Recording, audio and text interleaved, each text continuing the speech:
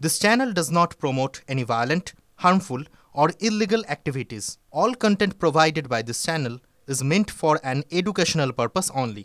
Top quality और consistent performance के लिए सिर्फ सिल्वर पंप्स नाम याद रखना। देश থেকে কার্যত বিতাড়িত হয়েছেন, তারপরেও বিতর্ক পিছু ছাড়ছে না। এবার ভাইরাল হাসিনার অডিও, আর তাতে ভয়ঙ্কর কথা বলতে শোনা গিয়েছে শেখ হাসিনাকে। কি বলেছিলেন তিনি? সরাসরি আন্দোলনকারীদের উপরে গুলি চালাতে। বিবিসি রিপোর্ট বলছে, এক শীর্ষ আধিকারিককে বাংলাদেশের তৎকালীন প্রধানমন্ত্রী শেখ হাসিনা আন্দোলনকারীদের উপরে অস্ত্র ব্যবহারের নির্দেশ দিয়েছিলেন। তাদের যেখানেই দেখবে সেখানেই গুলি চালাতে বলা হয়েছে। হাসিনার বিরুদ্ধে খুন, গণহত্যা সহ একাধিক অভিযোগ দায়ের করা হয়েছে।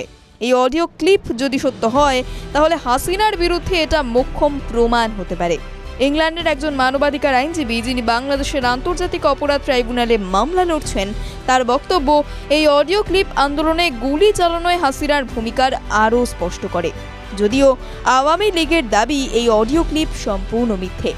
জানা গিয়েছে, গত বছরের 18 জুলাই ঢাকার গণভবনেই ছিলেন শেখ হাসিনা। সেখান থেকেই তিনি এই ফোন কল করেন, আর তার এই নির্দেশের ঘণ্টাখানেক পরই ঢাকার বুকে নিরাপত্তা বাহিনী চালায় গুলি।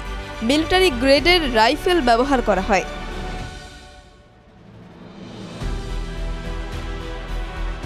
ইউনাইটেড নেশনের তথ্য বলছে, বাংলাদেশের জুলাই আন্দোলনে কমপক্ষে 1400 ছাত্র জনতার মৃত্যু হয়েছিল। কোটা সংস্কার আন্দোলন এবং সেখান থেকে ছাত্র গণ আন্দোলন। এই বিদ্রোহের আগুনে একদিকে যেখানে দেশ পুড়েছিল, তেমনি আওয়ামী লীগ সরকারও গদিচ্যুত হতে বাধ্য হয়েছিল। দেশ ছেড়ে পালিয়ে যেতে বাধ্য হন শেখ হাসিনা। বর্তমানে ভারতেই রয়েছেন শেখ হাসিনা। তার বিরুদ্ধে শতাধিক মামলা চলছে। ইতিমধ্যেই আদালত অবমাননার মামলায় 6 মাসের সাজা দেওয়া হয়েছে শেখ হাসিনাকে। টিভি9 বাংলা ডিজিটাল।